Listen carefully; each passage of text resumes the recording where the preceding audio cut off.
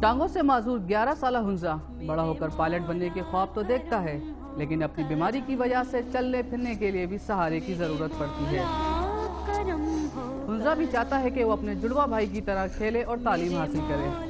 ہم پائلٹ بننا چاہتے ہیں اور ہمارے ابو اتنا افورڈ نہیں کر سکتے تاکہ ہم چل سکیں اور اسکول جا سکیں۔ بہت برا لگتا ہے، باہر کے بچے بھی مذاق اڑاتے ہیں۔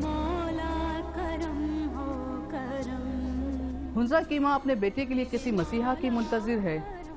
میں حکومت سے التجا کرتی ہوں کہ میرے بچے کا علاج کر سکے اور میرا بچہ اس قابل ہو جائے کہ پڑھ لکھ کر اور بڑا بن جائے۔ میں زندگی بھر آپ کو دعا ہی دیتے رہوں گی۔